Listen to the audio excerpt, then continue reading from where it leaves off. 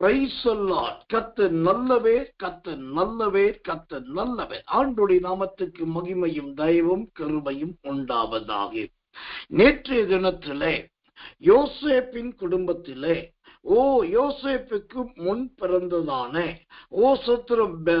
செபுலோனை குறித்து நாம் பார்த்தோம். இந்த செபுலோனுடைய தகப்பனாகிய யாக்கோபுக்கு 10வது மகனும் அந்த செபுலோனை பெற்றெடுத்த தாயாகிய லேயாளுக்கு 6வது மகனும் என்று நேற்றைக்கு நாம் பார்த்தோம். அது மாத்திரமல்ல, இந்த செபுலோனை குறித்து செபுலோன் என்கிற நாடு என்கிற ஒன்று உண்டு என்றும் செபுலோன் என்கிற தேசம் என்கிற ஒன்று உண்டு என்றும் நாம் பார்த்தோம். அது மாத்திரமல்ல, கர்த்தர் நல்லவர். இந்த செபுலோனியர் என்கிற ஒரு தனி கூட்டத்தார் இருந்ததாக பார்த்தோம். அதற்கடுத்ததாக கர்த்தர் நல்லவர், செபுலோன் என்னும் கோத்திரம் ஒன்று இருந்தது என்று பார்த்தோம். இது எல்லாவற்றை விட கர்த்தர் நல்லவர் சோதரம் செபுலோனியன் என்று தன் பெயரை வைத்துக் கொண்டு அழைத்ததான ஒரு செபுலோனியனாகிய ஒரு தனிப்பட்ட மனுஷனை குறித்து பார்த்தோம். இது எல்லாம் செபுலோனை குறித்து வரலாற்று ஆதாரங்கள், சான்றுகள். இதை தவிர இந்த செபுலோனுடைய பெயர் எந்த அளவுக்கு ஆசீர்வாதமான பெயர் என்பதற்கு 3 அடையாளங்கள் உங்களுக்கு காட்டப்பட்டது. இந்த செபுலோன் என்கிற பெயரை தழுவி வந்த 3 பெயர்கள்.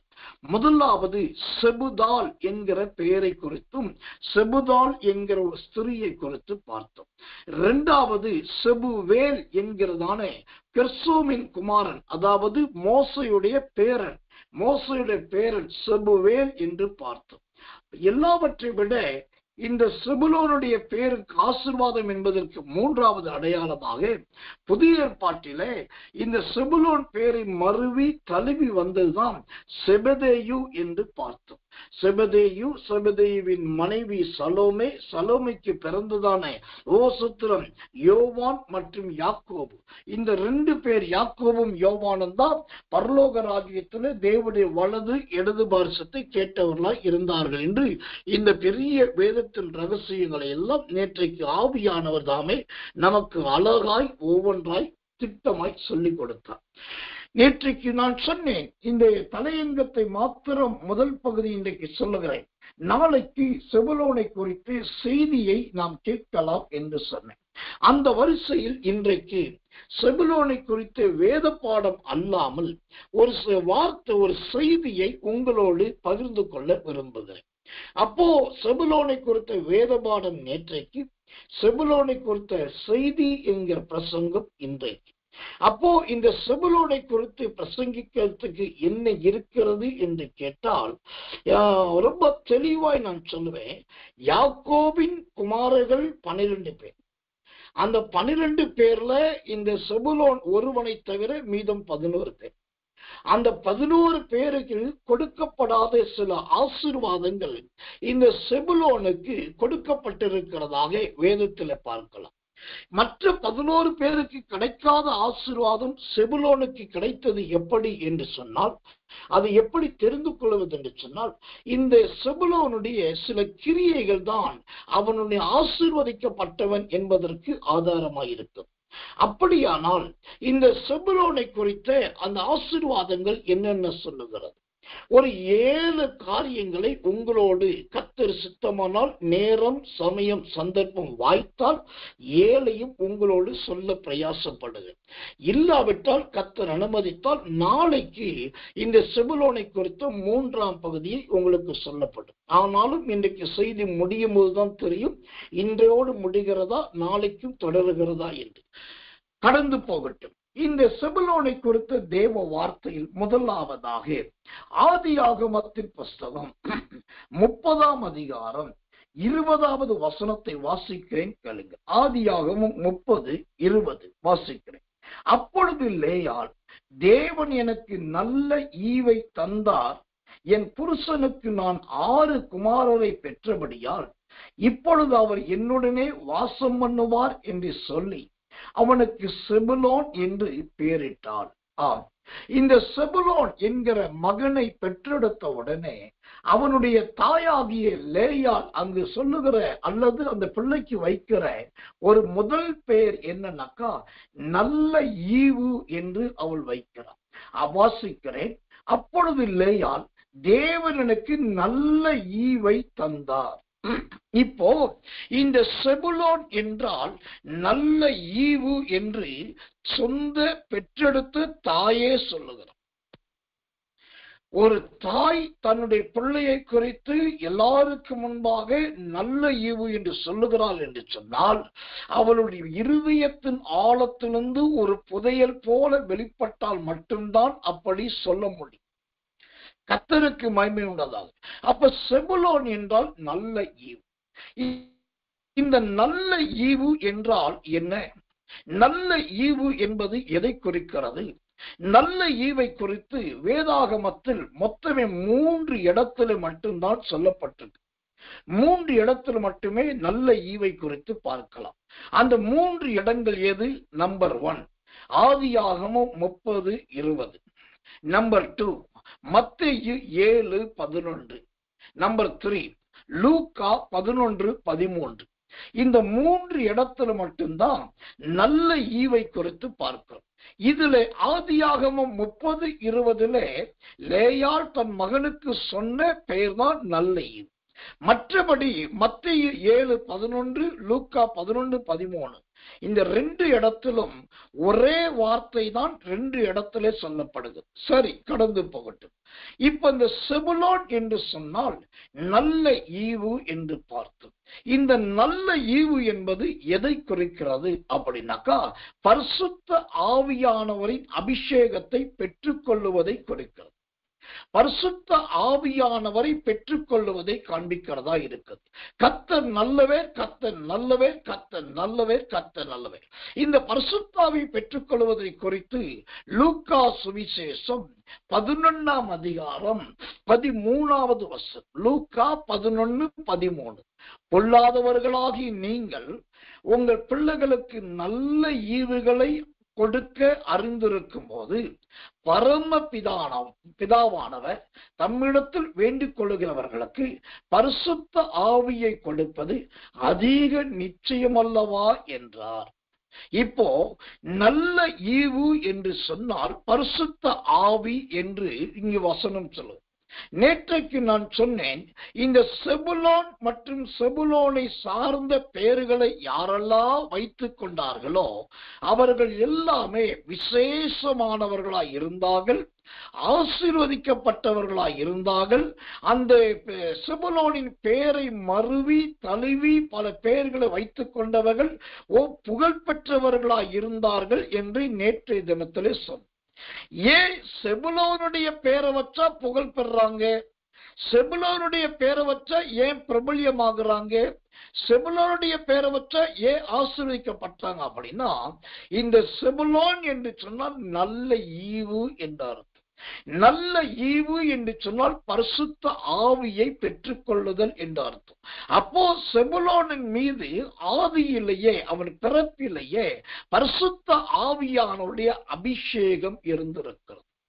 அந்த செபுலோன் மீது கர்த்தருடைய ஆவி இருந்ததுனால தான் அவன் மீது இருந்த அந்த அபிஷேகம் நப்தலியின் மீது வந்தது. ஏன்னா செபுலோனும் நப்தலியும் இரட்டை சகோதரர்களை போன்றவர்கள்.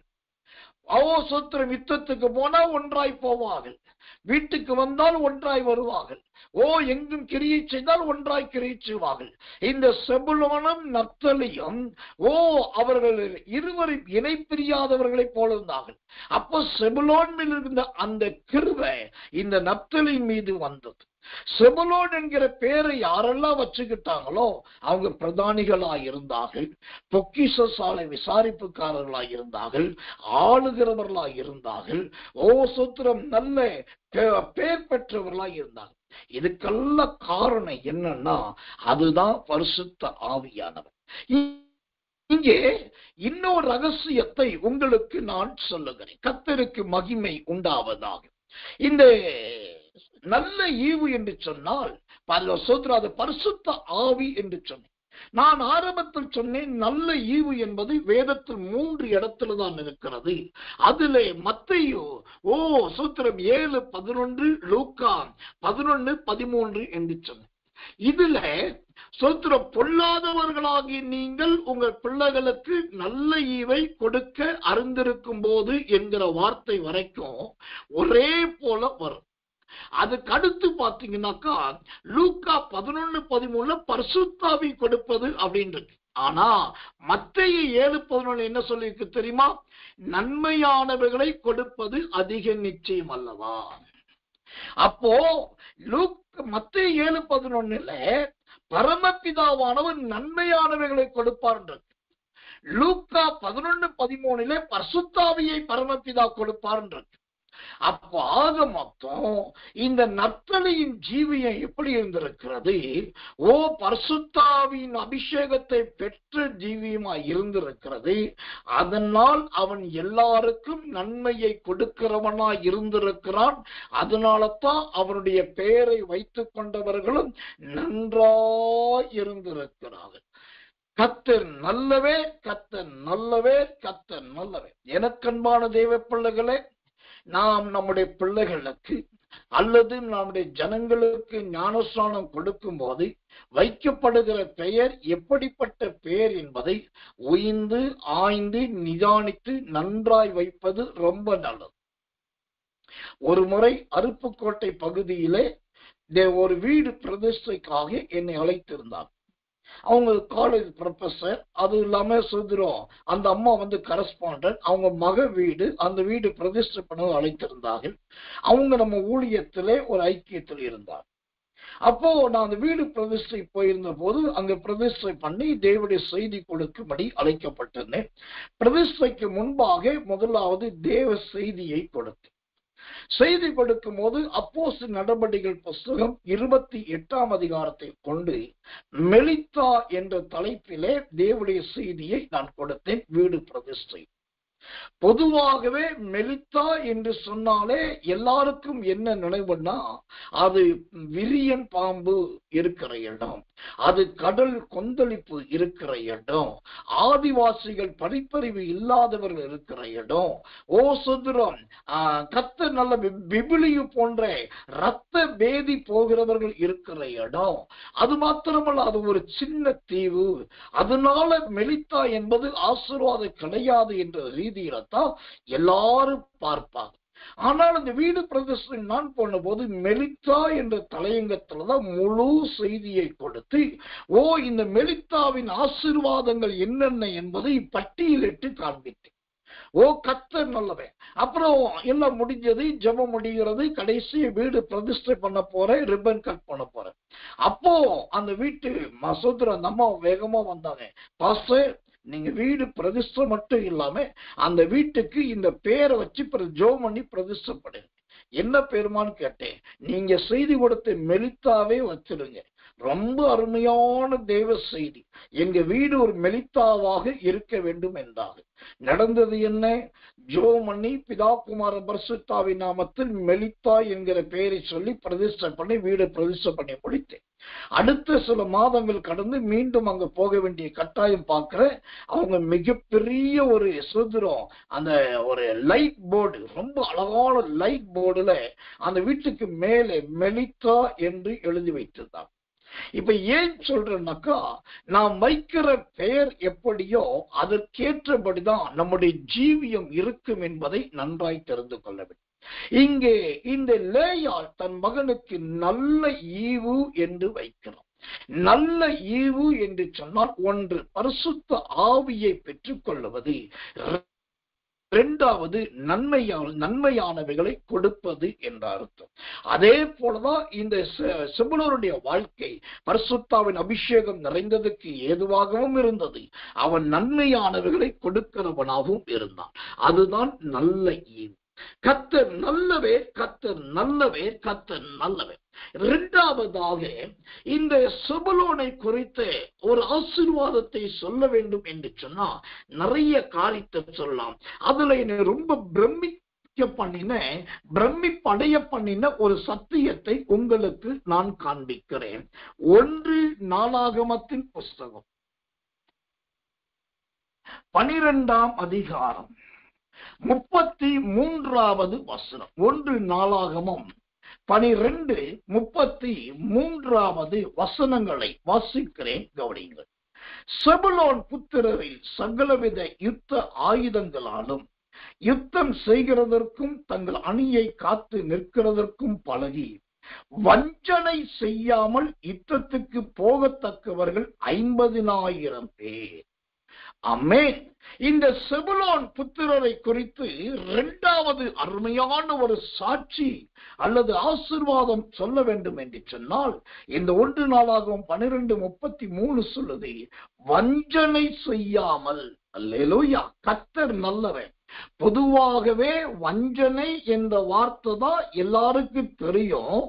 ஆனா வஞ்சனை செய்யாமல் என்கிற வார்த்தை அநேகருக்கு தெரியாது. வஞ்சனை செய்தவர்களை குறித்து கேட்டா இன்னைக்கு விசுவாச பட்டியலை போல ஒரு பெரிய பட்டியலை எல்லாருமே சொல்லுவாங்க. இவ எனக்கு வஞ்சனை பண்ணிட்டான், இவ எனக்கு வஞ்சகம் பண்ணிட்டான் என்று சொல்லி வஞ்சனை செய்தவர்களை குறித்துதான் நாம் பெருசா சொல்லுவோம். ஆனால் இந்த செபுலோனை குறித்து ஆவியானவர் எழுதி வைக்கும் போது வஞ்சனை செய்யாதவர்கள் என்று சொல்லி இந்த செபுலோனை குறித்து ஆண்டவர் எழுதி வைத்திருக்கிறார். எனக்கன்பான தேவச்சனமே, வஞ்சனை செய்தல் என்றால் என்ன அர்த்தம்? வஞ்சனை செய்வது என்பது அதன் அர்த்தம் என்ன? லேவியராகமத்தின் புஸ்தகம் 19ஆம் அதிகாரம் 11வது வசனம். லேவியராகமம் 19:11.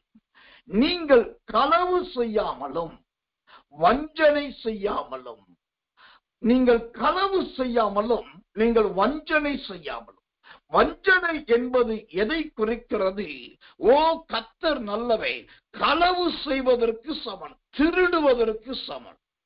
இன்றைக்கு ஊழியக்காரர் என்று சொல்லுகிற சிலர், ஊழியக்காரி என்று சொல்லுகிற சிலர், அல்லது நல்ல விசுவாசி என்று சொல்லுகிற சிலர், தேவனுடைய பிள்ளை என்று சொல்லுகிற சிலர் வஞ்சிக்கிறவர்களாக இருக்கிறார்கள். எங்கே வஞ்சிக்கிறார்கள்?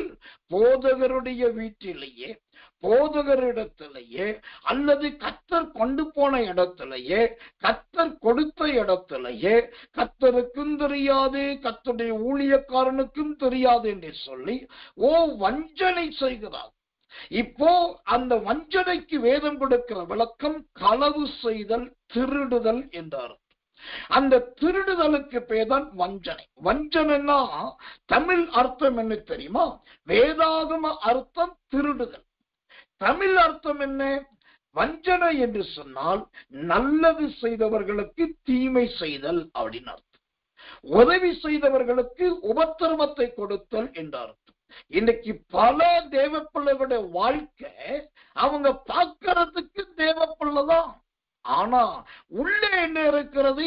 வஞ்சனை, களவு, திருட்டுத்தனம், இதெல்லாம் இருக்குது. ஆனா எனக்கு ரொம்ப ஆச்சரியம், இந்த செபுலோனை குறித்து ஆவியானவர் சொல்றார் பாருங்க, வஞ்சனை செய்யாமலும் தேவனுக்கு மகிமை உண்டாவதாக. இன்றைக்கு இந்த வஞ்சனை செய்கிறதுல நிறைய பேர் எங்க சிக்கிக்கிறாங்க தெரியுமா? கர்த்தர் நல்லவே, கர்த்தர் நல்லவே. பண விஷயத்துலதான் சிக்கிக்கிறாங்க, பண விஷயத்துலதான் மாட்டிக்கிறாங்க. அதுவும் பெரிய பணம், 5 லட்சம் 10 லட்சத்தை ஏமாத்திட்டாங்க கிடையாது. வெறும் 5000, வெறும் 500 ரூபாய், ஒரு 1000 ரூபாய், வெறும் 10 ரூபாய், ஒரு 50 ரூபாய், அல்லது கர்த்தர் நல்லவே சின்ன சின்ன தொகையில. ஆனா ஒண்ணு தெரியுமா? பெரிய பாறைகள் மனுஷனுக்கு இடரலை உண்டாக்காது, ஒதுங்கி போக வழியை கொடுக்கும். ஆனா சின்ன கல்லுதான் மனுஷனுக்கு இடரலை உண்டாகும். இதை முதலாவது நீங்கள் தெரிந்து கொள்ள வேண்டும். பெரிய பாறை மனுஷனை அல்லத்தட்டாது, தள்ளிவிடாது, இடரலா இருக்காது, விலகி போக வழியை காட்டும். ஆனா எது சின்ன கல்லு சாதாரண நினைக்கிறீங்களோ அதுதான் உங்க காலையே தட்டிவிடும். அப்போ இந்த வஞ்சனை என்பது களவுக்கும் திருட்டுக்கும் சமானம். நீங்க செய்வது பெரிய களவோ பெரிய திருடு அல்ல, ஒரு சாதாரணமானது, ஒரு அற்பமானது, ஒரு சொற்பமானது. நீங்க நினைப்பீங்க அவங்களுக்கு அதெல்லாம் பெருசு கிடையாது, நான் போனாலும் தெரியாது, எடுத்தாலும் தெரியாது, என்ன செஞ்சாலும் தெரியாதுன்னு நாம் நினைப்போம். ஆனா தேவன் எல்லாவற்றையும் பார்க்கிறார். அதைத்தான் நான் இன்னைக்கு சொன்னேன். ரொம்ப பிரமிச்சு போய் என்ன சொன்னேன், இந்த செபுலோனை குறித்து சொல்லும் போது அந்த 1 நாளாகமம் 12:33 சொல்லுது, அவர்கள் வஞ்சனை செய்யாத செபுலோன் கூட்டத்தாரா இருந்தார்கள். ஆனா அதே சமயத்துல இந்த செபுலோன் வஞ்சனை செய்யாதவர்கள்னாக்கா அவங்க ஒன்றுக்கும் உதவாதவர்கள், சோப்லாங்கி, ஓப்ளஸ், எதுவுமே தெரியாதவங்க நினைக்காதீங்க. பைபிள் ரொம்ப அழகா சொல்லுது. 1 நாளாகமம் 12ஆம் அதிகாரம் 33ஆம் வசனம் சொல்லுகிறது, செபுலோன் புத்திரில் சகலவித யுத்த ஆயுதங்களாலும் யுத்தம் செய்கிறதற்கு தங்கள் அணியை காத்து நிற்கிறதற்கு பழகி. இவங்க சாதாரணமானவர்கள் கிடையாது, சகலவித யுத்தம் பண்ணுவாங்க. சகலவித யுத்தம் என்னது? ஈட்டி எடுத்து யுத்தம் பண்ணுவாங்க, அம்பு வச்சு யுத்தம் பண்ணுவாங்க, பட்டயத்தை வச்சு யுத்தம் பண்ணுவாங்க. அந்த காலத்துல கவன்கல் யுத்தம் என்கிற ஒரு யுத்த கூட்டம் இருந்துச்சு. கையில அந்த சூத்திரம் அந்த சூத்திரம் நம்ம தமிழ்ல வேற வார்த்தை சொல்லுவாங்க, கவட்டைய வச்சு கல் எறிகிறது. அந்த கவட்டையை வச்சு கல்லெறிகிற அந்த யுத்தம், கவன்கள் ஒரு யுத்த சேனை இருந்துச்சு. இவங்கள்ட்ட எந்த யுத்தத்தை பண்ண சொன்னாலும் எதிலையுமே தோற்று போகாதவர்கள், எல்லா யுத்த கலையும் பழகினவர்கள் பைபிள் சொல்லுது. நல்லா தெரியணும், யுத்தத்தை பழகினார்கள், ஆனா வஞ்சனையை பழகவில்லை. எவ்வளவு அற்புதம் பாருங்களேன். வெளியில பார்க்கிறதுக்கு சண்டைக்காரன் ஐயா, வெளியில பார்க்கிறதுக்கு போராடுறவன் ஐயா, வெளியில பார்க்கிறதுக்கு யுத்தம் பண்ணுகிறவன் ஐயா, ஆனா உள்ளத்தை பார்த்தாக்கா சுத்த புறாவா இருக்கிறான், கபடற்றவரா இருக்கிறார்கள். இந்த செய்தியை கேட்கிற தெய்வ பிள்ளைகள், செபுலோனுடைய ஜீவியத்தில் ஆவியானவர் கொடுக்கிற அழகான சாட்சியை பாருங்கள். வஞ்சனை செய்யாதவர்களாய் நாம் இருக்க வேண்டும். இந்த களவும் திருடும் இல்லாதவர்களாய் நாம் இருக்க வேண்டும். அதே சமயத்தில் யுத்தம் செய்ய தெரியாதவர்களாய் அல்ல, யுத்தத்துக்கு பழகாதவர்களாய் அல்ல. யுத்தத்தை செய்யுங்கள், யுத்தம் செய்ய பழகுங்கள். சரீரம் யுத்தம் செய்யட்டும், உங்கள் ஆத்துமாவோ வஞ்சனை இல்லாதிருக்கட்டும். அந்த வசனம் திரும்ப திரும்ப திரும்ப என்னை அருமையாய் மீண்டும் உணர்த்தி வைக்கிறது. வஞ்சனை செய்யாமலும் இருந்தார்கள். வஞ்சனை செய்யாமல் யுத்தத்துக்கு போகத்தக்கவர்கள் 50,000 பேர். கர்த்தர் நல்லவே, ஒருத்தர் 2 பேர் இல்ல, 50,000 பேர் வஞ்சனை இல்லாதவர்கள் இருந்தார்கள் என்று சொன்னா அங்க ஒரு பரிசுத்த பூமியே இருந்திருக்கிறது, ஒரு பரிசுத்த சபையே இருந்திருக்கிறது, ஒரு பரிசுத்த கூட்டமே இருந்திருக்கிறது. நான் ஆரம்பத்திலேயே சொன்னேன், செபுலோன் என்றால் நல்ல ஈவு, நல்ல ஈவு என்றால் பரிசுத்தாவி, பரிசுத்தாவி என்றால் நன்மையானதை கொடுக்கிறது.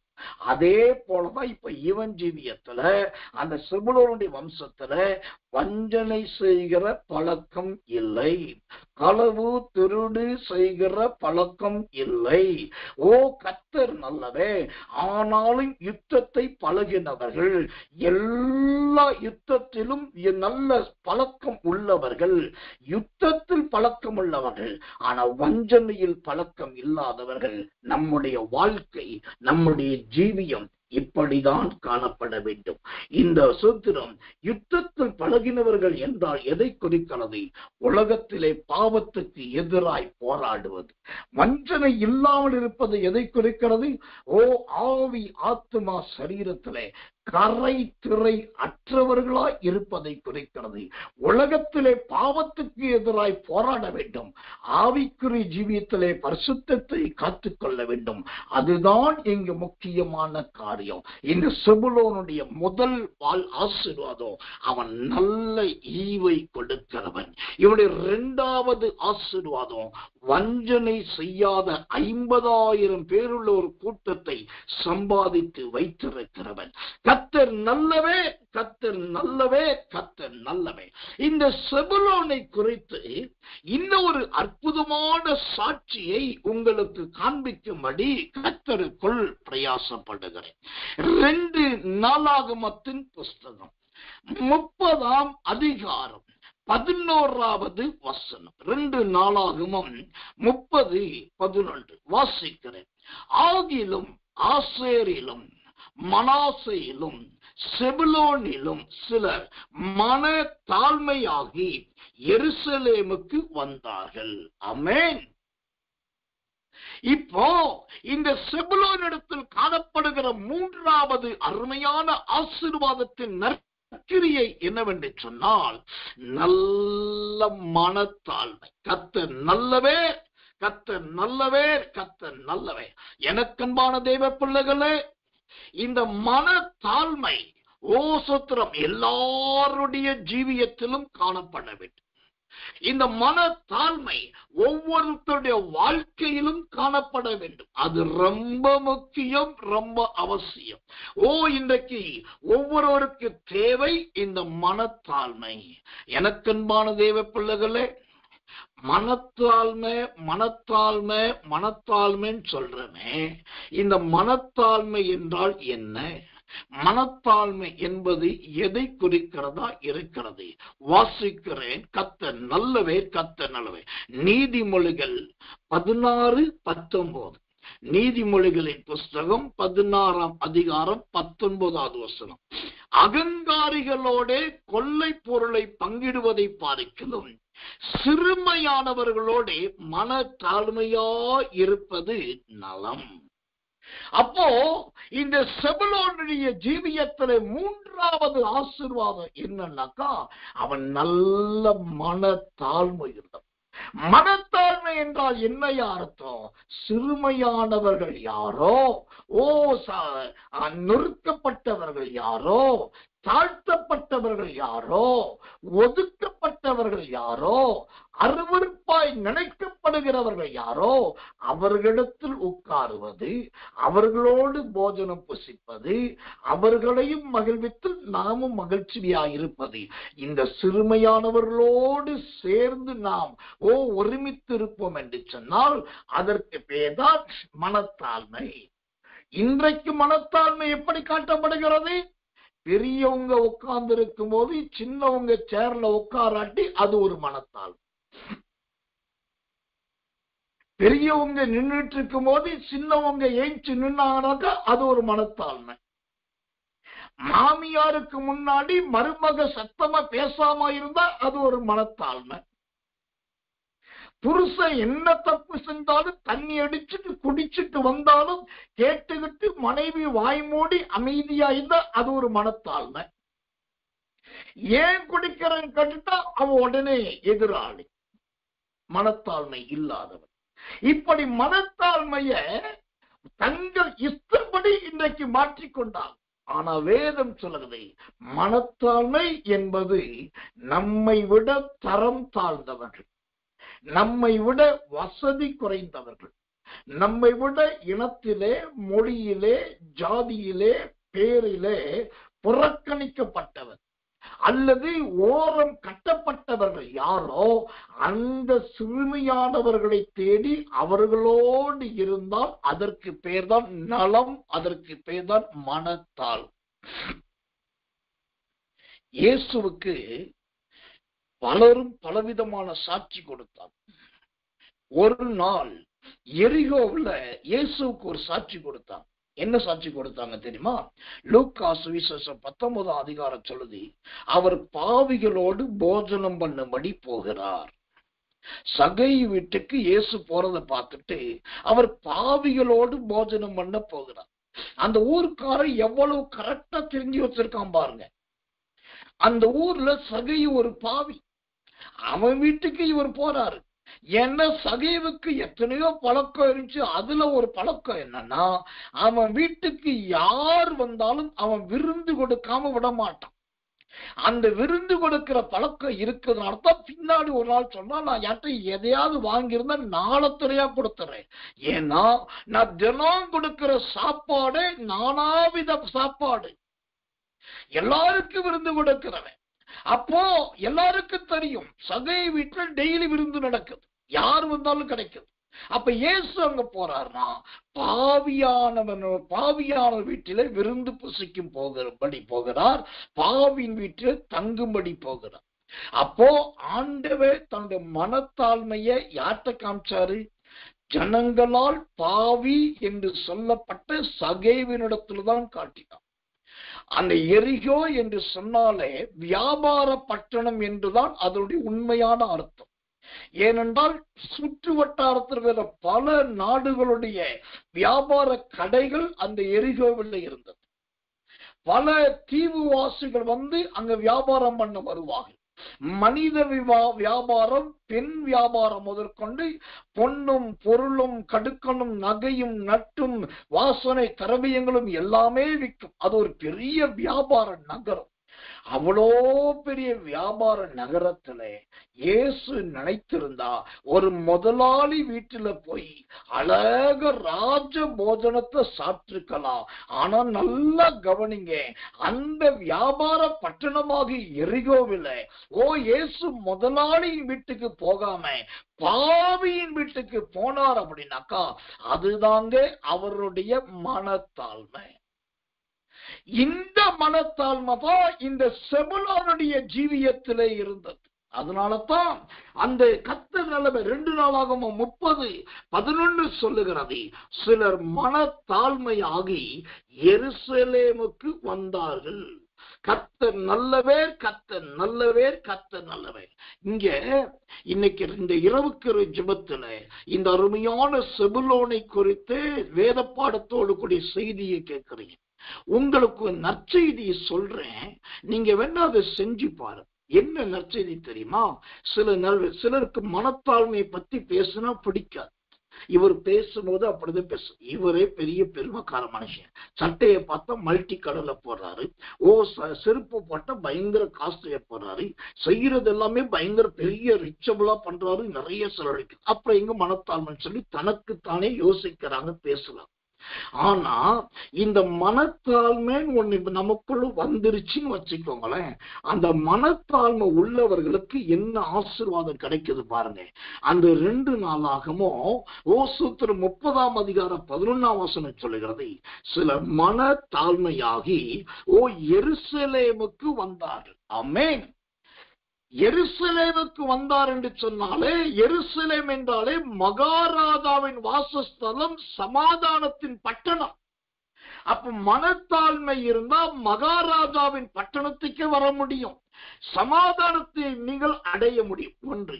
2வது, அந்த 12 சொல்லுது, 2 நாளாகவும் 30:12 சொல்லுது, யூதாவிலும் கர்த்தருடைய வார்த்தையின்படியே மனத்தாழ்மை உள்ளவர்களுக்கு தான் 2வதா கர்த்தருடைய வார்த்தை கிடைக்கும். 3வது பாருங்க, ராஜாவும் பிரபுக்களும் கட்டளையிட்ட பிரகாரமாய் செய்கிறது. இந்த யாற்ற மனத்தாழ்மை இருக்குதோ அவங்க கீழ்ப்படிதல் உள்ளவர்களாய் இருப்பார்கள். மனமேட்டிமை இருக்காது, எதிர்த்து பேச மாட்டார்கள், முறுமுறுக்க மாட்டார்கள், சத்தத்தை மாத்தி பேச மாட்டாங்க. அவங்க என்ன செய்வாங்க? ராஜாவும் பிரபுவும் கட்டளையிடுகிற பிரகாரமே செய்வார்கள். ராஜா என்றால் யார்? இருக்கிறதிலேயே மேன்மையானவர்கள், மூத்தவர்கள், முதியவர்கள். பிரபுக்கள் என்றால் யார்? அந்த வீட்டிலே, அந்த அலுவலகத்திலே, அந்த ஊழிய ஸ்தலத்தில் இருக்கிற அவருடைய குமாரர்கள், குமாரத்திகள், அடுத்தவர்கள். அப்ப ராஜாவும் பிரபுவும் கட்டளையிடுகிறதை செய்கிற ஒரு குணம் யாருக்கு வருது? இந்த மனத்தாழ்மை உள்ளவர்களுக்கு. 4வது பெரிய ஒரு ஹைலைட் பாருங்க, இந்த மனத்தாழ்மை உள்ளவர்களுக்கு தேவனுடைய கரம் அவர்களை ஒருமனப்படுத்தி. ஆமென். அப்ப மனத்தாழ்மை இருந்தா நம்பர் 1 எருசலேம் கிடைக்கும், நம்பர் 2 கர்த்தருடைய வார்த்தை கிடைக்கும், நம்பர் 3 நல்ல கீழ்ப்படுதல் கிடைக்கும், நம்பர் 4 தேவனுடைய கரம் கிடைக்கும், நம்பர் 5 நல்ல ஒருமனம் கிடைக்கும். இந்த மனத்தாழ்மைக்கு கீழே இந்த 5 கிளைகள் இருக்குதுங்க. இப்போ ஒரு ஊழியக்காரனா நான் சொல்றேன், உங்களை குற்றப்படுத்துவதற்காகவோ உங்களை சொத்துறோம் அல்லது வேவு பார்ப்பதற்காகவோ அல்ல. தேவனுடைய நாமத்தினால் நான் சொல்றேன், நீங்களே கொஞ்சம் சோதிச்சு பாருங்க. உங்க வலது கரத்தை எடுத்து தூக்குங்க. வலது கரத்துக்கு உங்க நெஞ்சில உங்க மார்பில வச்சுக்கிட்டு இப்போ நீங்க கொஞ்சம் யோசிங்க. முதலாவது, எருசலேமுக்கு போகிற பாக்கியம் உங்களுக்கு இருக்கு என்கிற நம்பிக்கை இருக்குதா? இரண்டாவது, தினம் கர்த்தருடைய வார்த்தை உங்களை தேடி வருதா? மூணாவது, எது சொன்னாலும் யார் சொன்னாலும் எதிர்த்து பேசாமல் கீழ்ப்படுகிற பழக்கம் இருக்குதா? நாலாவது, தேவனுடைய கரம் உங்க மேல இருக்கிறத ஆவியில உணர முடியுதா? அஞ்சாவது, நீங்க எதை செய்தாலும் அல்லது மற்றவர்கள் எதை செய்தாலும் ஒரு மனமா செய்ய முடியுதா என்று இந்த 5 நற்கிரியைகள் இருக்குதான் பாருங்க. இந்த செபுலோன் வாழ்க்கையில நல்ல மனத்தாழ்மை இருந்ததுனால அந்த செபுலோனுக்கு இந்த 5 கிருபைகளை கர்த்தர் கொடுத்தார். ஐயா, அல்லேலூயா! கர்த்தர் நல்லவே. இதெல்லாம் ஆழ உபதேசங்கள், திவ்ய சத்தியங்கள், வேதத்தின் மறைவிடங்கள், அறியப்படாத தேவனுடைய மகத்துவங்கள், உடைத்தெடுக்கப்பட்ட தேவனுடைய பக்குவங்கள், இவையெல்லாம் நாம் தேட வேண்டும், இவைகளெல்லாம் ஆராய வேண்டும், இவைகளெல்லாம் வாசிக்க வேண்டும், இவைகளை இருதயத்திலே பதித்துக் கொள்ள வேண்டும்.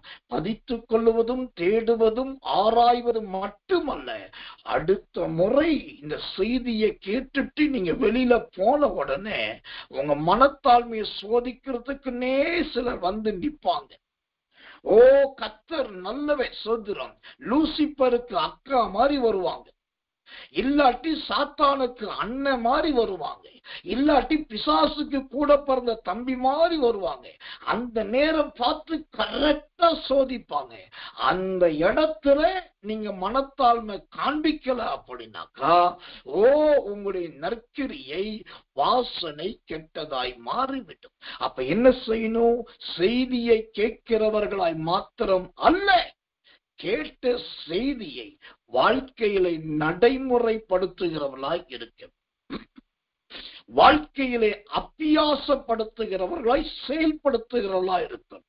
ஒரு தகப்பன் ஸ்தானத்துல இருந்து ஒரு மெய்ப்பண்ணும் ஒரு போதகனுமாய் இருந்து நான் சொல்றேன், இந்த செபுலோனுக்குள் இருந்த இந்த மனத்தாழ்மையை கர்த்தர் உங்களுக்கு கொடுத்து அந்த மனத்தாழ்மையினால் கிடைக்கிற 5 ஆசீர்வாதங்களை தேவன் உங்களுக்கு ஆம் என்றும் ஆமேன் என்றும் தந்தருளுவாராக.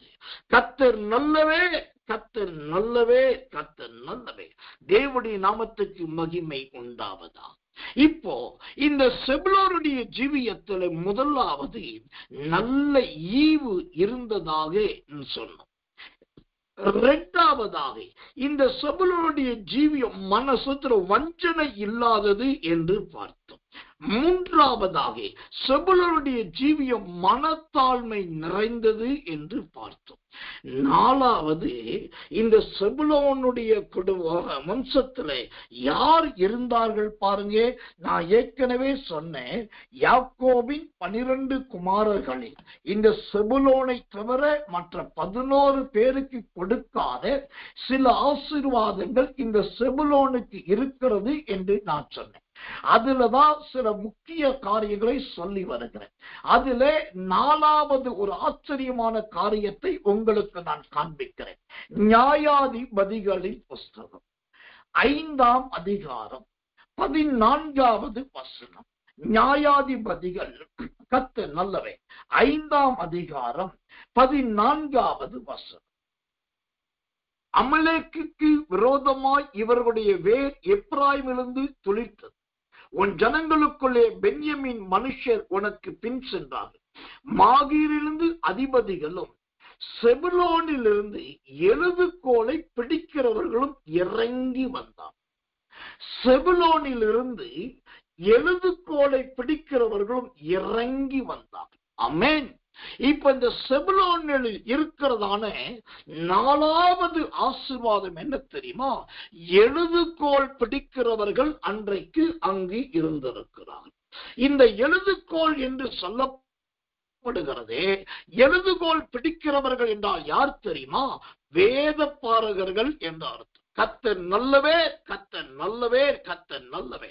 எனக்கன்பான தேவ பிள்ளைகளே, ஓ சோத்திரம், இந்த எழுதுகோல் என்பது நல்ல வேத பாரகர்களை காண்பிக்கிறது.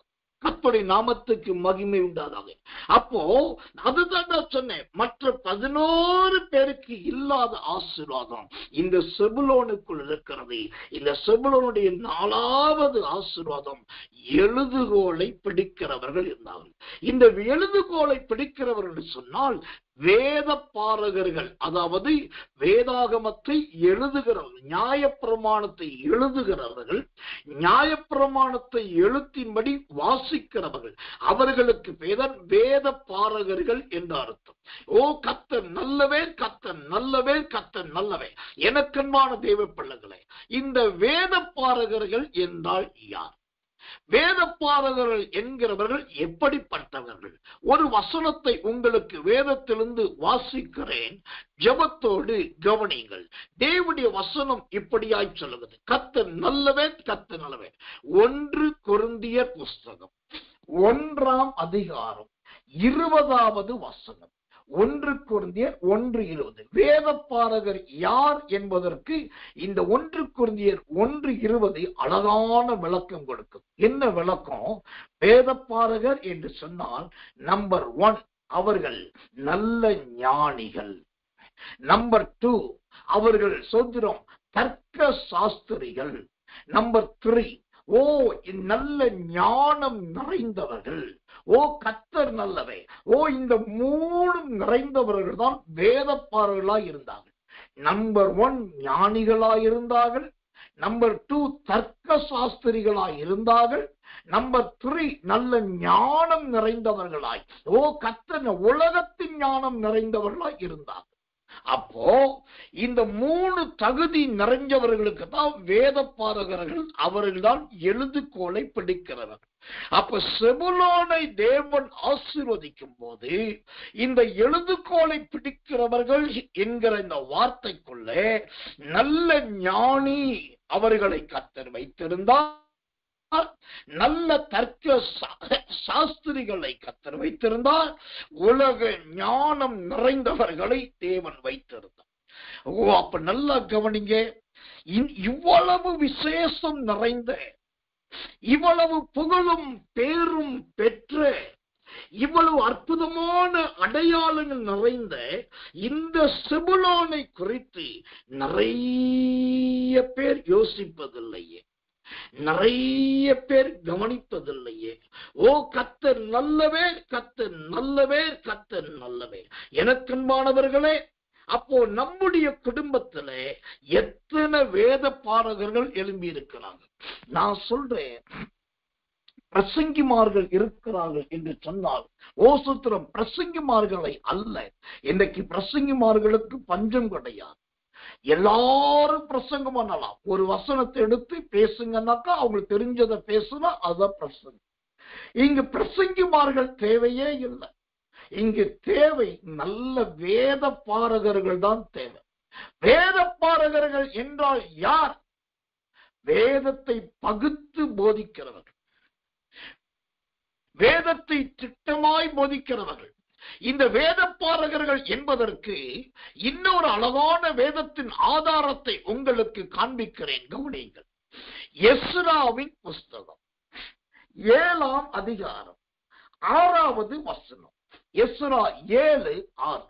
இந்த எஸ்ரா இஸ்ரவேலின் தேவனாகிய கர்த்தர் அருளிய மோசேயின் நியாயப்பிரமாணத்திலே தேறின வேத பாரகனாய் இருந்தான்.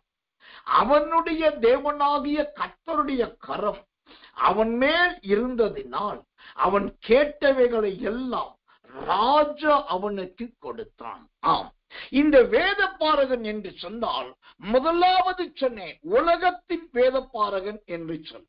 இப்ப வேத பாரகன்ல ஆவிக்குரிய வேத பாரகன். ஆவிக்குரிய வேத பாரகன் என்றால் யார் தெரியுமா? எஸ்ரா 7:6 சொல்லுகிறது, தேவன் அருளினவைகளை பெற்றுக் கொள்ளுகிறவர்கள் வேத பாரகர்கள். நியாய பிரமாணத்தை கற்று தேறினவர்கள் வேதப்பாரகர்கள். கர்த்தருடைய கரத்தினால் மூடப்பட்டவர்கள் வேதப்பாரகர்கள். சோத்திரம். அவங்க கேட்கறதெல்லாம் கர்த்தரால் கொடுக்கப்படுகிறது என்று சொன்னால் அவர்கள் வேதப்பாரகர்கள்.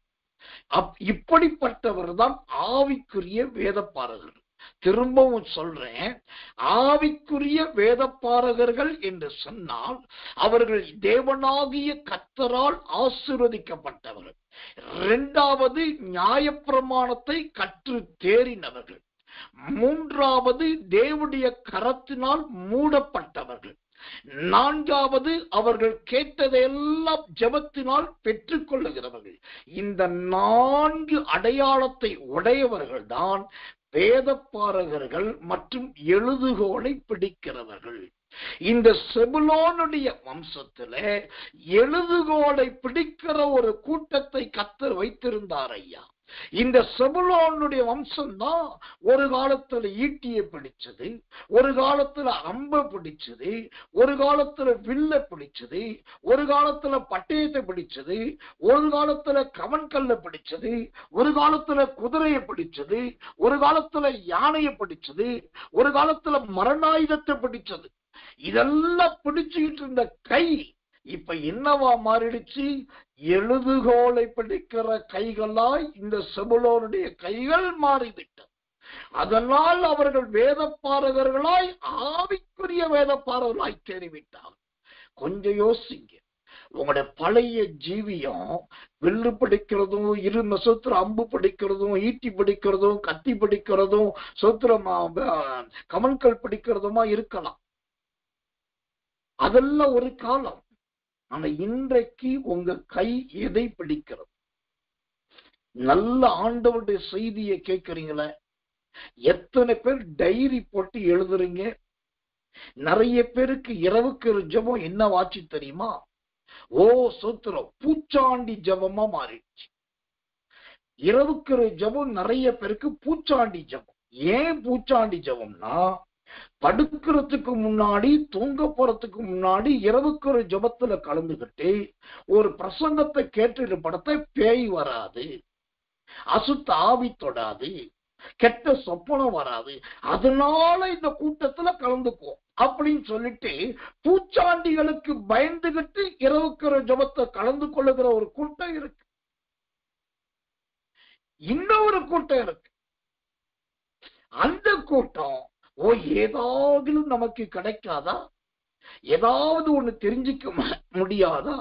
அங்க சொல்லாதது இங்க சொல்லாதது இவங்க சொல்றாங்களே, அதுல இருந்து நம்ம புதுசா ஏதாவது தெரிஞ்சு கொள்ள முடியாதான்னு சொல்லி சத்தியத்தை மேய்ந்து கொள்ளுகிறவர்களாய், வசனத்தை கற்றுக்கொள்ள வாஞ்சை உள்ளவர்களாய், சொத்திரம் தேவனிடத்திலிருந்து ரகசியங்களை அனுபவிக்க விருப்பம் உள்ளவர்களாய் ஒரு கூட்டம் வருது.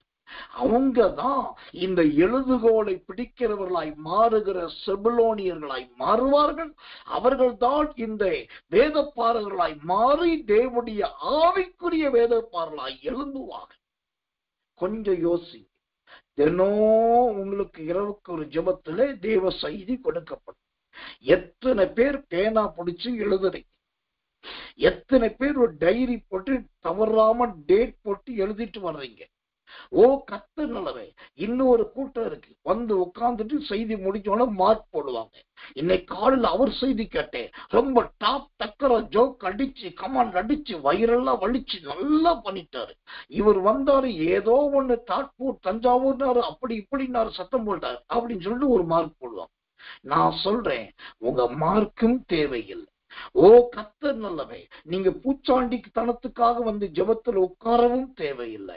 இந்த ஜெபத்துக்கு வருகிற நீங்கள் என்னதான் காலேஜ் ப்ரொஃபஸரா இருக்கலாம், ஸ்கூல் டீச்சரா இருக்கலாம், அல்லது மேனேஜ்மெண்ட்ல இருக்கலாம், டிவிஷனல் மேனேஜரா இருக்கலாம், எம்டியா இருக்கலாம், யாரா இருக்கலாம், எஜுகேட்டடா இருக்கலாம், அன்எஜுகேட்டடா இருக்கலாம், லக்ஸுரி மேனா இருக்கலாம், போர் மேனா இருக்கலாம், பாஸ்டரா இருக்கலாம், பிலீவரா இருக்கலாம், எனிவே யாரா இருந்தாலும் சரி, தயவு செய்து வேத பாடத்துக்கு வருகிற நீங்கள் நல்ல ஒரு டைரிய போட்டு, பிப்ரவரி மாதம் 1 முதல் கொடுக்கப்பட்ட செய்தி என்று சொல்லி தேதி வாரியா கொடுத்தவுடைய பேரோடு கூட அந்த செய்திகளை எழுதி கொண்டு வந்து பாருங்கள்.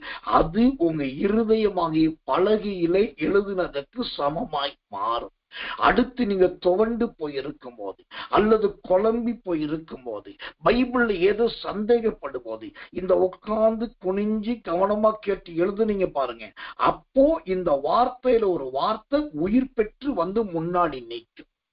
இதுல ஒரு வசனம் வந்து உங்க கண்ணுக்கு முன்னாடி அப்படியே காட்டும், உங்க நினைவுல வந்து எழும்பி அசைவாடும். அப்போ அந்த வார்த்தை உங்களுக்கு ஏற்றதா மாறும். இதுதான் எழுதுகோலை பிடிக்கிறவர்களுக்குரிய அனுபவம். நீங்க என் வீட்டுக்கு வந்து பாத்தீங்கன்னா, நான் படிச்சு முடிச்ச புஸ்தகங்கள் மட்டுமே ஒரு 2000 முதல் 3000க்கு அதிகமான புஸ்தகங்கள் வச்சிருக்கு. அதுல ஒரு காலத்துல உட்கார்ந்து மணிக்கணக்கா எழுதின நோட்டு 1980, 82, அப்புறம் 1990 இந்த நாட்கள்ல எழுதப்பட்ட அந்த சூத்திரம் கத்தர் அல்லவே சின்ன சின்ன நோட்டு, அந்த நோட்டு முதற்கொண்டு பழம்பெரும் டைரி வரைக்கும் அப்படியே வச்சிருக்கிறேன். ஆண்டவர் கொடுத்த சொப்பனங்கள் மணிக்கணக்கா எழுதி, சொப்பனத்துக்கு எழுதி அந்த விளக்கத்தை எழுதி வச்சிருக்கிறேன். ஆண்டவர் சொன்ன தீர்க்க தரிசனங்கள் எழுதி, அந்த தீர்க்க தரிசனம் சொல்லப்பட்ட நாளை எழுதி, நிறைவேறிய நாளையும் குறித்து வைத்திருக்கிறேன். இதெல்லாம் ஏன் செய்கிறேன்னு சொன்னால், ஒரு காலத்துல எழுதினோம், இன்றைக்கு அவைகள் எங்களுக்கு சமயத்துக்கேற்ற வார்த்தை சொல்லப்பட்ட வெள்ளித்தட்டில் வைக்கப்பட்ட பொற்பலங்களாய் மின்னுகிறது. தேவ பிள்ளைகளுக்கு இந்த செபுலோனியரை போல எழுதுகோலை பிடிக்கிற பழக்கம் இருக்கணும். எப்ப பார்த்தாலும் கத்தியை பிடிச்சா பத்தாது, எப்ப பார்த்தாலும் ஈட்டியை பிடிச்சா பத்தாது, எப்ப பார்த்தாலும் அம்பையும் வில்லையும் பிடிச்சா பத்தாது. கொஞ்சம் எழுதுகோலையும் பிடிங்க. இதை உங்க பிள்ளைகளுக்கு சொல்லிக் கொடுங்க. பொம்பளை பிள்ளைகளை உட்கார்ந்து எழுத சொல்லுங்க, ஆம்பளை பிள்ளைகளை கேட்டு எழுத சொல்லுங்க. அதுவே அவர்கள் ஜீவியத்தை வருங்காலத்திலே அவர்களை வேத பாரகர்களாக மாற்றும். கர்த்தர் நல்லவே. அப்ப இந்த செபுலோனுடைய வாழ்க்கையில் இருக்கிற எவ்வளவு வித்தியாசமான ஆசீர்வாதங்கள் பாருங்கள். கர்த்தர் நல்லவே, கர்த்தர் நல்லவே, கர்த்தர் நல்லவே. எனக்கு அன்பான தேவ பிள்ளைகளே, இந்த எழுதுகோலை குறித்து தேவனுடைய வசனம் அழகான சில காரியத்தை நமக்கு காண்பிக்கிறதை பார்க்கலாம். இந்த எழுதுகோலை குறித்து சத்திரம் நான் விவரித்து சொல்ல வேண்டுமானால் நிறைய காரியத்தை சொல்லலாம், நேரம்தான் இல்லை. ஒன்றே ஒன்றை சொல்லுகிறேன். லூக்கா சுவிசேஷம் 1ஆம் அதிகாரம் 4வது வசனம். லூக்கா 1:4. அவைகளை ஒழுங்காய் உமக்கு எழுதுவது எனக்கு நலமாய் தோன்றிற்று. அல்லேலூயா. பிரதர், சிஸ்டர், பாஸ்டர் சொல்லிட்டாரு, நான் எழுதுறேன், ஏட்டுக்கு சொரக்கா மாதிரி எழுதுறேன்னு கிடையாது. லூக்கா 1:4 ரொம்ப தெளிவா சொல்லுது. நீங்க எழுதுனா அது ஒழுங்கா எழுதணும். இந்த வசனத்தை எத்தனை பேர் படிச்சிருக்கீங்க? இந்த வசனம் எத்தனை பேருக்கு தெரியும்? லூக்கா 1:4 சொல்லுது, அவைகளை ஒழுங்காய் உமக்கு எழுதுவது எனக்கு நலமாய் தோன்றிற்று. எழுதுனா ஒழுங்கா எழுதணும், நாள் தவறாம எழுதணும், சீர் வரிசையின்படி எழுதணும். செபுலோன் புத்திரர் அந்த எழுதுகோலை பிடிச்சு தெளிவா எழுதுகிறவர்களா இருந்தார்கள். அதனாலதான் அவர்கள் வேதப்பாரர்களாய் மாறினார்கள். இந்த ஒழுங்கு நம்முடைய வாழ்க்கையில் வரட்டும். இந்த ஒழுங்கை நாம் மற்றவர்களுக்கு கற்றுக் கொடுப்போம். கர்த்தர் நல்லவே, கர்த்தர் நல்லவே, கர்த்தர் நல்லவே. தேவனுடைய நாமத்துக்கு மகிமையும் கிருபையும் தயவும் உண்டாவதாம். இப்போ இந்த செபுலோனை குறித்து முதலாவது சொன்னேன், அவன் நல்ல ஈவுக்கு சமானம். இரண்டாவதாக சொன்னேன், வஞ்சனை செய்யாதவர்கள் என்று. மூன்றாவது சொன்னேன், மன தாழ்மை உள்ளவர்கள் என்று. நான்காவது சொன்னேன், எழுதுகோலை பிடிக்கிறவர்கள் என்று சொன்னேன். ஐந்தாவது, இவ்வளவு 4 சிறப்பு வாய்ந்த செபுலோனை குறித்து மோசே என்ன சொல்றார் தெரியுமா? மோசே சொல்ற வார்த்தையை பாருங்க. உபாகமத்தின் புஸ்தகம் 33ஆம் அதிகாரம் 18வது வசனம். உபாகமம் 33:18 வாசிக்கிறேன், ஜெபத்தோடு கவனிங்கள். செபுலோனை குறித்து, செபுலோனே நீ வெளியே புறப்பட்டு போகையிலும், இசக்காரே நீ உன் கூடாரங்களில் தங்குகையிலும் சந்தோஷமாயிரு.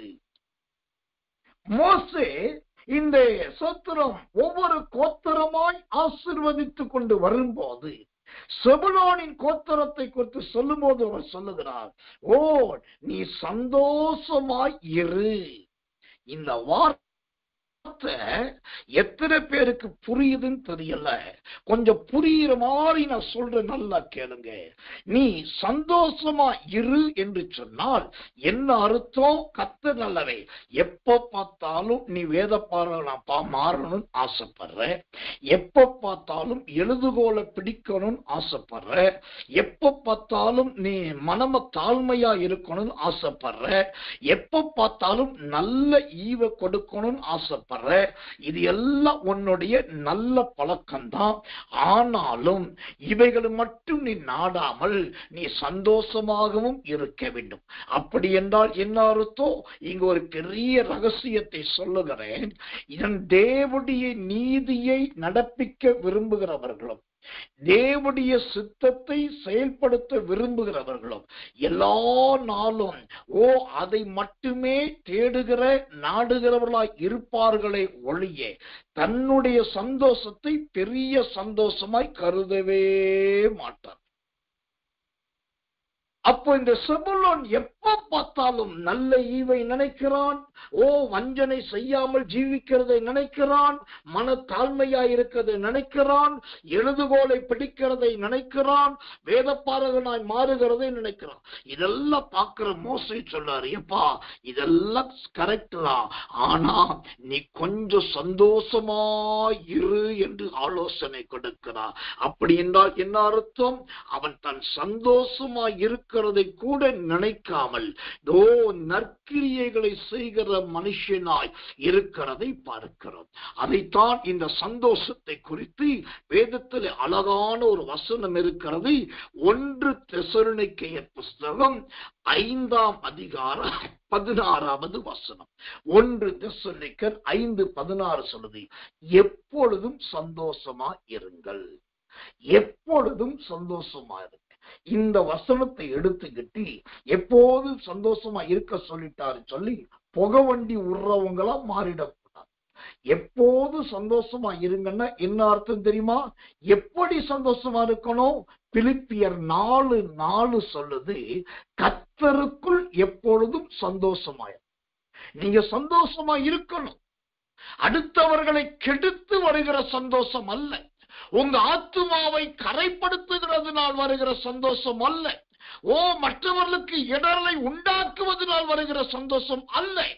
பிலிப்பியர் 4:4 சொல்கிறபடி கர்த்தருக்குள் சந்தோஷமாயிரு. உங்க சந்தோஷத்திலும் கர்த்தர் இருக்க வேண்டும், எல்லாவற்றிலும் கர்த்தர் இருக்க வேண்டும். அப்போ செபுலோனை குறித்து மோசே சொல்லுகிறார், செபுலோனே கொஞ்சம் சந்தோஷமாயிரு. இன்றைக்கு தனக்கு கொடுக்கப்பட்ட சந்தோஷத்தை விட்டுட்டு எப்ப பார்த்தாலும் புலம்புகிறவர்கள் இருக்கிறார்கள். கர்த்தர் நல்லவர், கர்த்தர் நல்லவர், கர்த்தர் நல்லவர். எப்ப பார்த்தாலும் முறுமுறுக்கிறவர்கள் சிலர் இருக்கிறார்கள். ஆனா அப்போஸ்தலனாகிய பவுல் சொன்னான், என்ன சொன்னான் தெரியுமா?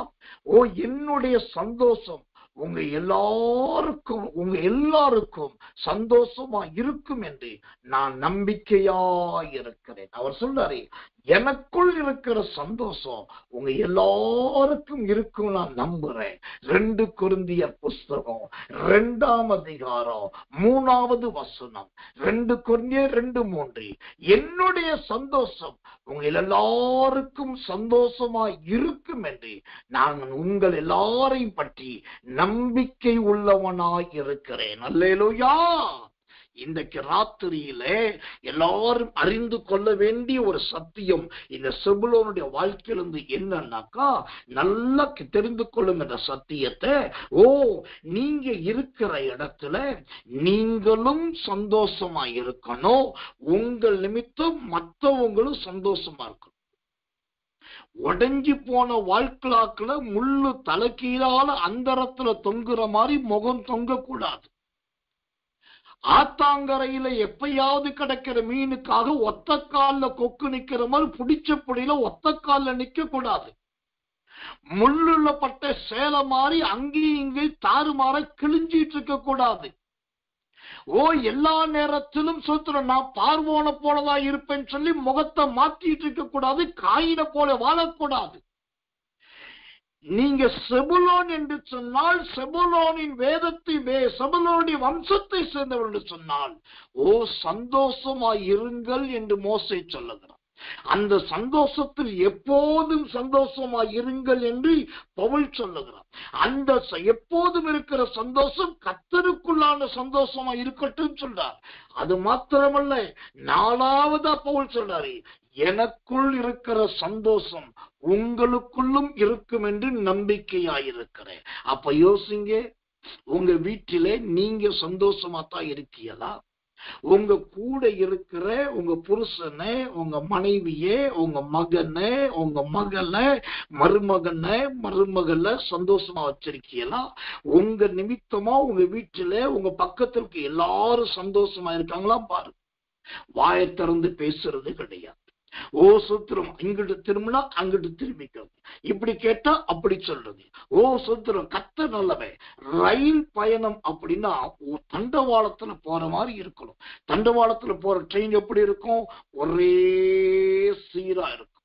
ஆனா சிலர் வாழ்க்கை தண்டவாளத்துல போற ட்ரெயின் மாதிரி இல்லை, வேகத்தடையில போற டிராக்டர் மாதிரி இருக்கு. ஒரு டிராக்டரை கொண்டு போய் வேகத்தடையில வேகமா விட்டேன், ஏற்கனவே டிராக்டர் கடக்கு முடக்குன்னு ஆடும். மேலே கீழையும் கொதிக்கிற தண்ணி மாதிரி போயிட்டு இருக்கும். அதை கொண்டு போய் வேகத்தடையில விட்டா என்ன ஆகும்? ஊரே டமால் சத்துங்க. இன்னைக்கு நிறைய பேருக்கு தண்டவாளத்துல போற ட்ரெயின் மாதிரி ஒரே மாதிரி போக தெரியல. எப்ப பார்த்தாலும் வேகத்தடையில ஏறி இறங்குற டிராக்டர் மாதிரியே ஒரு இடி முழக்கமா தான் இருக்கு. அப்படிப்பட்டவர்கள் செபுலோனின் புத்திரர்கள் கிடையாது. நாம் செபுலோனின் இனத்தை சார்ந்தவர்கள், செபுலோனின் வம்சத்தை சேர்ந்தவர்கள், செபுலோனுடைய கோத்திரத்துக்குரியவர்கள், செபுலோனை போல வேதப்பாரகர்கள், செபுலோனை போல எழுதுகோள் பிடிக்கிறவர்கள் சொன்னால் நாம் சந்தோஷமாகவும் இருக்க வேண்டும். நம்மோடு இருக்கிறவர்களையும் சந்தோஷமாய் வைத்துக் கொள்ள வேண்டும். இந்த பெரிய ரகசியத்தை இந்த செபுலோன் அறிந்திருந்தான். கர்த்தர் நல்லவே, கர்த்தர் நல்லவே. எனக்கு ஒரே ஒரு ஆச்சரியம் என்னன்னா, இந்த செபுலோனுக்குள்ள பாருங்க, இவ்வளோ பெரிய உபதேசத்தை ஆண்டு வச்சிருக்கார். இது ஒரு சாதாரண பிரசங்கம் மட்டும் இல்லை, ஒரு பெரிய உபதேசம். அவ்வளவு பெரிய உபதேசத்துக்கு பாத்திரமானா இந்த செபுலோன் இருக்கான். இப்ப இந்த செபுலோனை குறித்து எத்தனை நாள் பார்க்கிறோம்? நேற்றைக்கு பார்த்தோம், இன்னைக்கு பார்க்கிறோம். நேற்றைக்கு தலையங்கத்தை பார்த்தோம், இன்னைக்கு பிரசங்கத்தை பார்க்கிறோம்.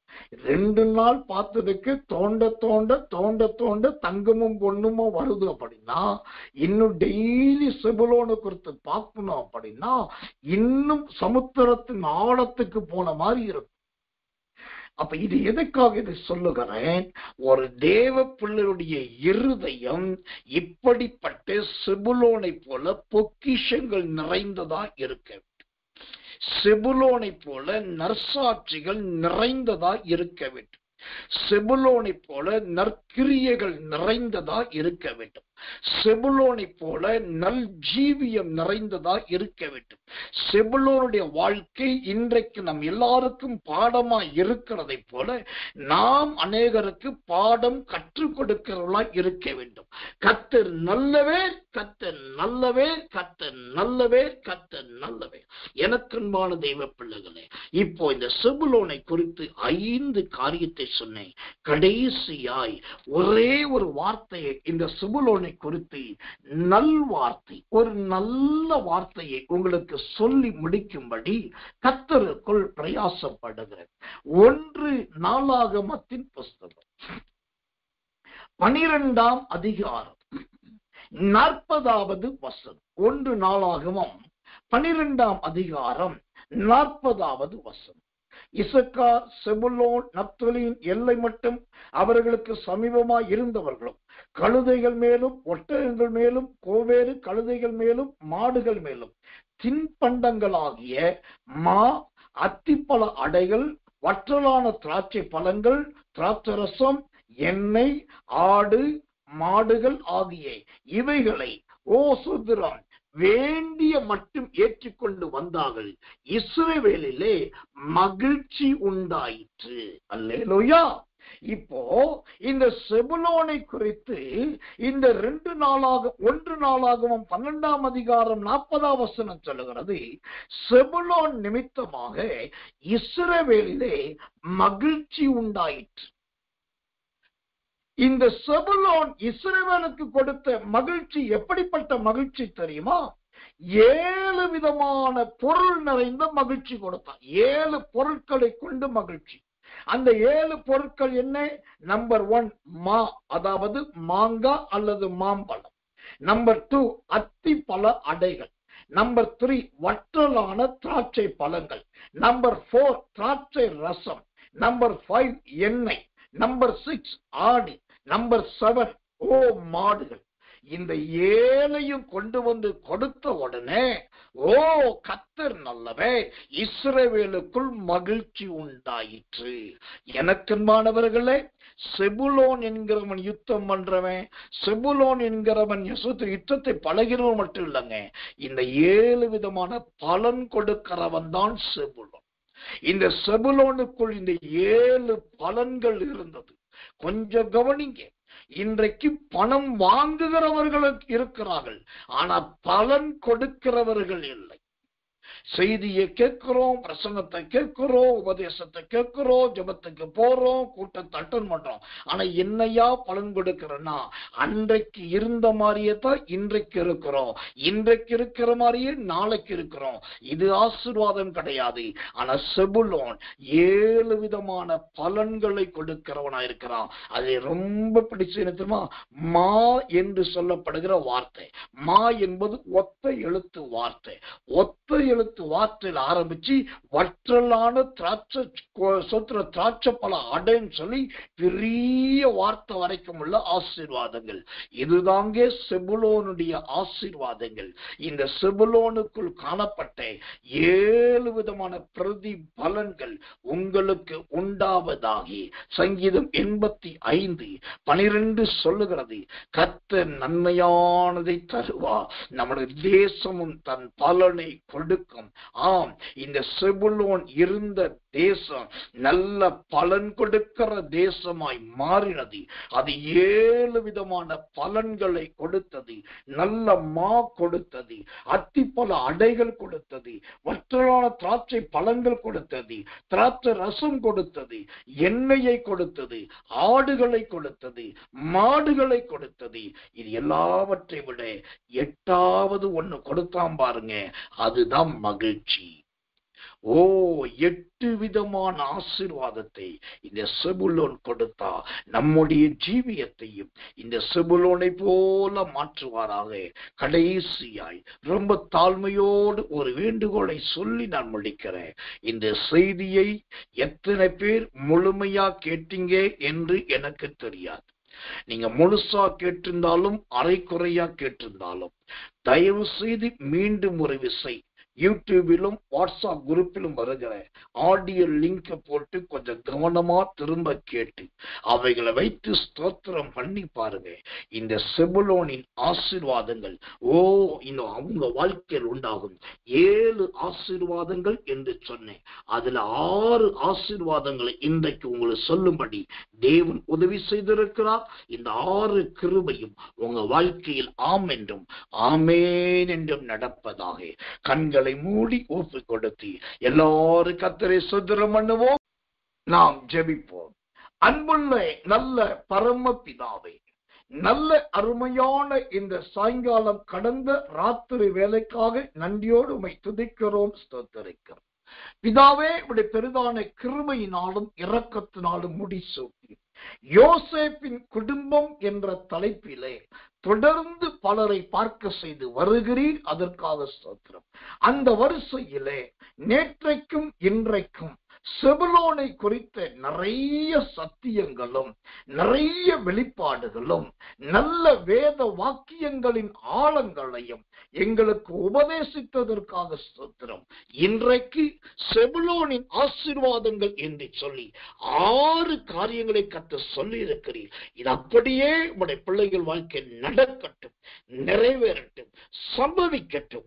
ஒவ்வொருத்தருடைய ஜீவியமும் 7 விதமான பலன் கொடுக்கிற ஜீவியமாய் மாறட்டும் என்று ஆசீர்வதிக்கிறேன். அதிகாலை 3 மணி இருட்டோட ஜெபத்திலே வந்து கலந்து கொண்டு ஆண்டவரே தேவனுடைய அபிஷேகத்தை வசனங்களை பெற்றுக்கொள்ள கர்த்தர் உதவி செய்வீராக தாழ்த்தி ஒப்புவிக்கிறோம். இயேசுவின் ரத்தம் ஜெயம், இயேசுவின் நாமத்தில் ஜெபிக்கிறோம் நல்ல பிதாவே. ஆமென், ஆமென், ஆமென்.